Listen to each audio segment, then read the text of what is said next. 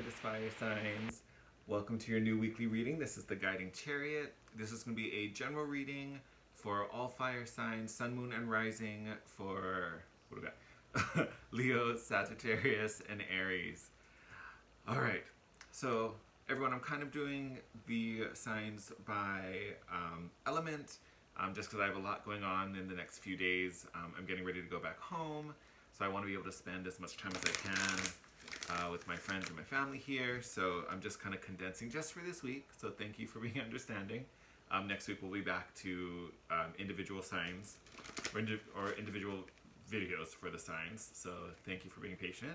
I'm kind of doing this reading focused on the full moon we have coming up on Wednesday. So I also didn't want you waiting till I got home, because why tell you about the moon after the moon's happened, right? I want you armed with this information going into it. So this moon is going to be, it's a full moon in Pisces.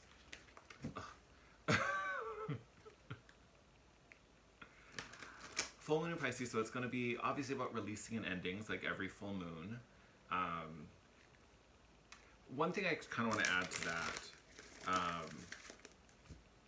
we all kind of know new moon, you plant new seeds. Full moon, you release the old, right? It's kind of your clearing and your building. And that's kind of like the general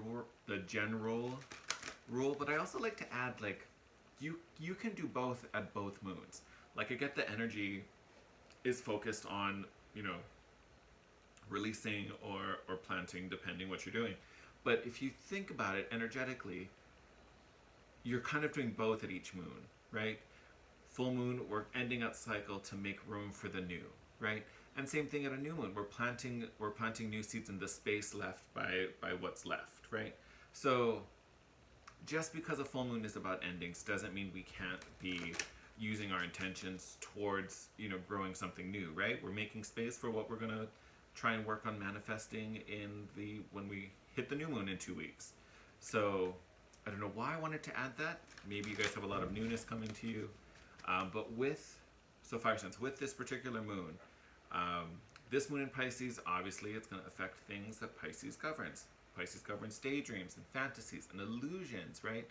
So for a lot of us, and I have a more general kind of message about the moon in the Timeless Tuesday video, which will be up, or actually it should be up. I'll probably upload it first, so it should be up by the time you see this. So if you haven't watched it, go check that out. But there was a general theme about relationships in that particular video, so that can also manifest here. Obviously this video is going to be a little more tailored to my 3 fire signs. One thing I want to add to that is that, remember, this is a general reading, so you may resonate with everything, you may resonate with one card or one particular message, and if that's the case, that's fine. My biggest ask is that you just don't force the message. Take it as it resonates. If there's a card or message that comes through, doesn't make sense to you, doesn't fit your situation, obviously it wasn't meant for you. So leave that in the spread, take the rest. So we're going to pull some oracle cards just about this general theme for you guys for this full moon. And then we'll deeper dive into our tarot. All right, thank you. Perfect. All right, so let's get into it, fire signs. So first card out, South Node. I believe it's life's stats. So whenever I think of the South Node, I always think, I believe it's Rahu and Ketu. They pictured the 2 nodes, this is like old, is it Babylonian astrology? I might be making it up. Anyway, in one school of thought for astrology, they pictured the nodes as a dragon, right? And the dragon actually has been cut in half. It was a punishment for his behavior. But Rahu is the north node, is the head, and Ketu is the south node, which is the tail. So I won't tell you the whole story, but essentially, north node usually is what you're trying to gain, right? Because it's the head trying to devour, right? And it's kind of voracious because it's not attached, so everything it eats is kind of just coming out. So it's north node is what you're gaining, right? Because that's where the head is. We're trying to feed it. South node is what we're releasing. I don't need to give you the visual. So south node, kind of in alignment with this particular moon. If you have your natal chart done or you know your planet placements, it might actually be really beneficial to know where your south node is, only because where your south node is, what's governed by that house, will kind of be what you're releasing, what old lessons you're trying to shed and get rid of. How did you get in there? I like felt it in there. So something to be aware of. Like for example, let's say, well, actually I'm just going to use this because it's here in front of me. So let's say your South Node is in Virgo, right? So Virgo's all about planning and detail oriented and you know, that level of focus to all these little mini details. So you may be working on releasing being so type A or being so structured, right? And everything has to be by the book and very, very organized and orderly, you know. So part of what you're letting go is that need to control, or that need to be so like, no, there's only one way we can do this. This is way, following my orders. So that might be something we're releasing with this Virgo energy. We also have Gemini here, right? So for some of you, this actually might be, the placement of your South Node may be one of these, or these particular things might be what you're letting go. Being too strict and too rigid and too by the book, right? Not being flexible.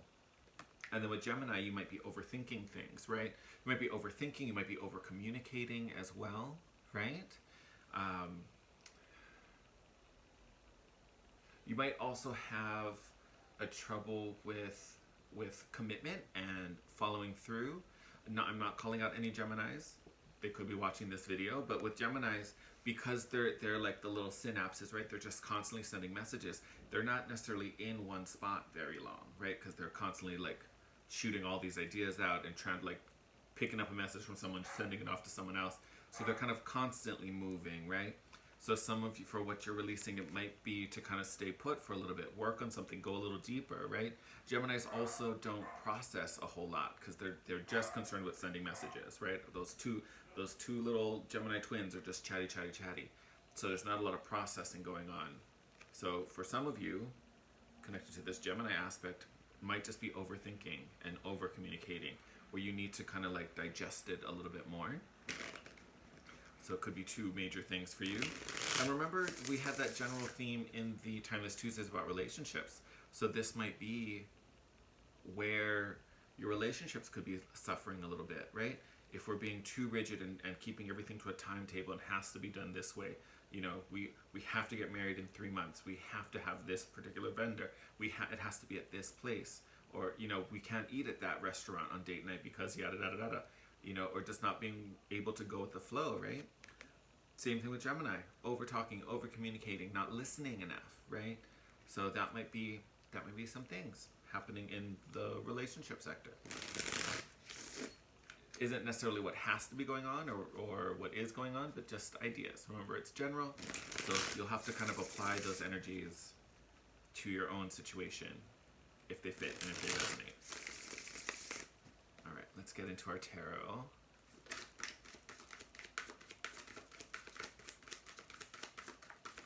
Interesting. So far, you're the third video I've done. I did water and air earlier, and then took a little break. But it's interesting how different each one has been. Like literally, completely different themes.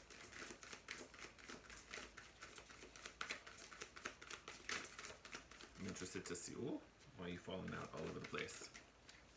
Interested to see what comes out in the tarot for you. I feel like yours is going to be just kind of based off of what's going here. I feel like your particular energy is going to be about kind of surrendering. Hey, look at that, Ace of Pentacles. So we've got a blessing, a gift, a new opportunity. So this may be why I felt the need to talk about the new and full moon situation, because even though we're releasing, obviously, right, with life's debts, something new is also coming in. So we might be triggering some manifestations going on. Ace of Pentacles is abundance in many forms, so it doesn't have to be physical. A lot of times it is money or work or something like that. I mean, come on. We're doing a full moon reading and you get the moon card. So, beautiful. It did come up upside down, so I saw it in reverse when I first saw it. Which is actually much nicer, because the moon, it talks about secrets and mysteries and cycles.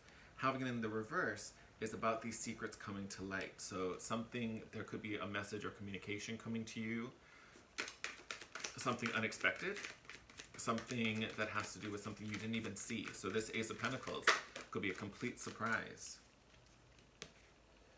All right, we talked about cycles with the Moon card. 10 of Wands is the end of some struggle and some burden. I will say, especially for this, to me, although yes, we were just talking about the end of a cycle with the Moon, it also feels very, this 10 of Wands feels very connected to this South Node energy where it says life debts. There's been some type of resistance that you've been bearing for whatever. It could be emotional, it could be financial, it could be personal, it could be many, many things. But it feels like there was some type of task or some type of responsibility that you've been dealing with, struggling with, trying to resolve. And I will say it might be behaviors that have to do with the Virgo and Gemini energies that may have slowed you down, or there may have been a lesson where you needed to learn how to use those energies more effectively, or at all. Maybe you weren't even tapped into that. And there's nothing wrong with that either. We all have to learn that lesson somehow, right? So nice thing about with the 10 of Wands is that is coming to an end. That burden, that struggle. And normally with the 10 of Wands, it is quite a struggle. It was a lot of weight to carry around, or there was a lot of resistance kind of pushing back when you were trying to move forward. Oh, now we get chatty. Okay. So, get very chatty. All right. Yeah.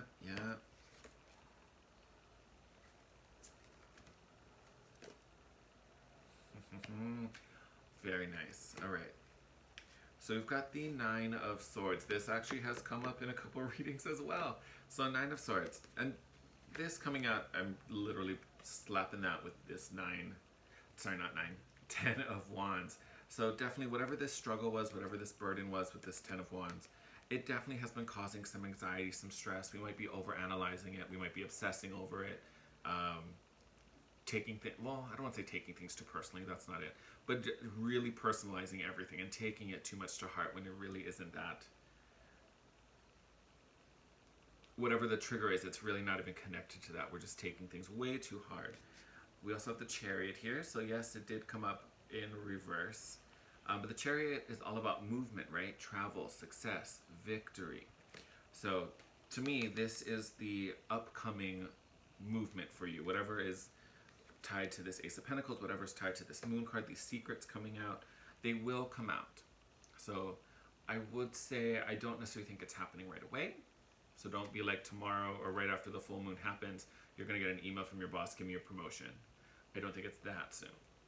But we're working up to it. We're at least opening ourselves up to it, right?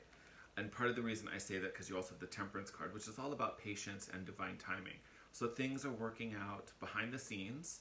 It doesn't even have to be behind the scenes on like the earthly plane, right? These could be your guides or your angels kind of helping things align for you. Either way, there's elements that have yet to fall into place yet. So give it time, be patient, know it's happening. We already know it's happening because here they are right there. So it's coming. We also have the Page of Pentacles, which is that growth opportunity. It's that potential, right? So I always kind of joke and call this my dirt card because it's like dirt. It's like nothing, right? But from nothing grows everything. So just because you don't see anything now doesn't mean there isn't anything growing beneath the surface, right? So it's again playing with that whole vibe. Sorry for the puppers. We also have the King of Swords and the Queen of Wands. Now, yes, these could be two different people. Fire sign here. So same as you, Leo, Aries, Sagittarius. Air sign with the King of Swords, so Gemini, Libra, Aquarius. I think these are personality traits for you. I will say I feel like this King of Swords is about getting control of your mind, not letting your thoughts overpower you, not over-obsessing, right, with this 9 of Swords, not overthinking, not over-analyzing, not being so rigid with this plan. And then Queen of Wands is much more in the flow, right? I love that this is like a lava goddess. I hope you can see it. I'm facing a window now, so there's like this crazy glare. But you can kind of see, I keep calling it a lava goddess. For all I know, it's just fancy red water. I just like the visual of it being lava. But it's very Pele, how like this lava is flowing forth from her palms. But the energy of the Queen of Wands is all about manifesting, but it's about being in flow. She doesn't have to chase. She doesn't have to prove to anyone, including herself, that she deserves this or she's earned, these gifts, these manifestations. She knows she's deserving. She knows she's worth it. She knows she holds value. And so it's just about being in flow, and everything you need, everything you desire, everything that's yours just comes to you because you become a magnet. But again, you do that by not overanalyzing, by not trying too hard, by not forcing it. Just breathe and it will come, right? Because you've already been doing enough work, right? And not only have you been doing enough work, you've been putting in so much, or you've been dealing with hurt or pain or frustration, and it hasn't gotten you anywhere. It literally was just like struggling and struggling and struggling. It makes me think, I can't remember, I want to say it's Sisyphus, but I think I'm making it up. Is the guy who had to, like, the Greek punishment where he had to roll the boulder up the hill, and every day it would just get pushed back down and he'd have to spend the next day rolling it back up, right? I want to say that's Sisyphus. I could be making that up. But that's kind of what this feels like. You've been putting in effort and energy into something, and it's not moving you forward, or doesn't feel any more rewarding, or that you're getting any closer to your happiness.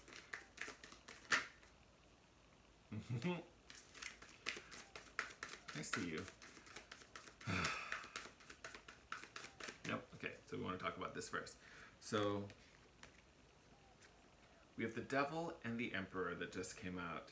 And again, this is you taking back control against the demons. Now, these could be inner demons if we're dealing with your own personal struggles, kind of just operating and getting through your personal life. To me, I'm gonna put this in a work analogy because it's just the first one that popped into my head.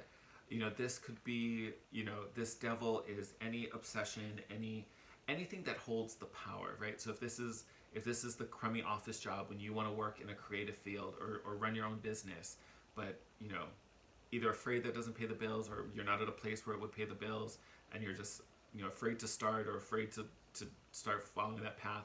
So you're just holding that office job that every Monday through Friday, 9 to 5, you clock in, clock out, but it just sucks. Like you're just working for the man, right? It's kind of that vibe with this Devil card. The Emperor is about taking your power back, taking a seat back on your throne, being in charge. And yes, there is this energy that you have to be responsible, you have to own it. I'm also not ignoring that this is the card for Aries. So Aries, this may be especially for you. And actually, while I'm on that note, Temperance is also the card for Sagittarius.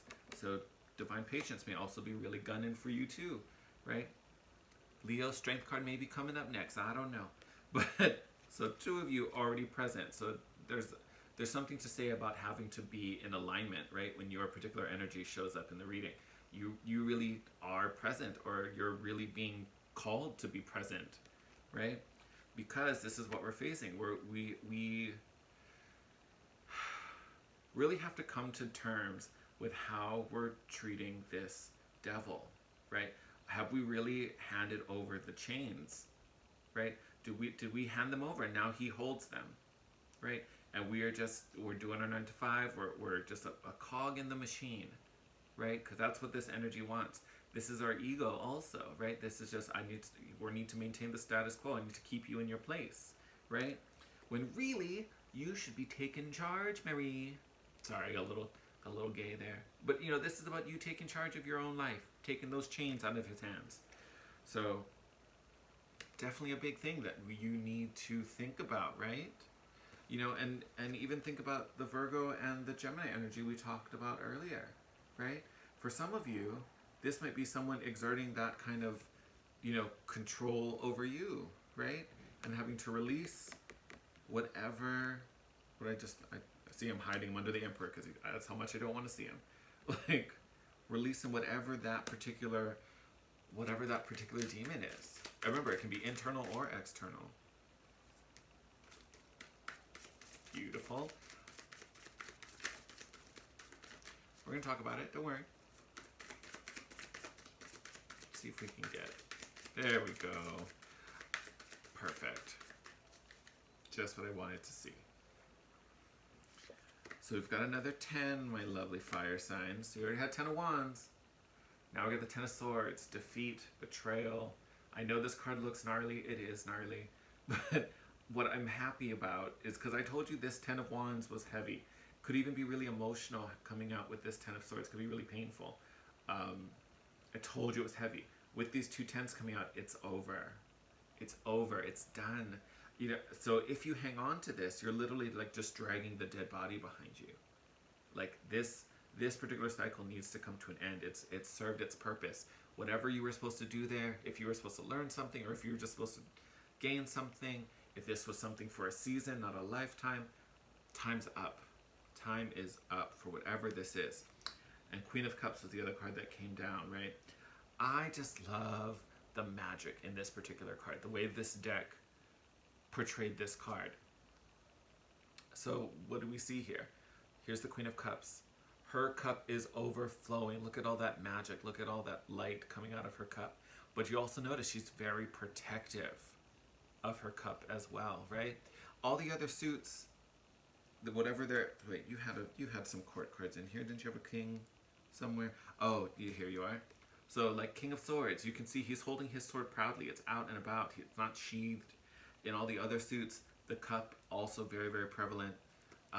All the elements, their particular item is front and forward. Queen of Cups in any deck is kind of the only one where it's protected.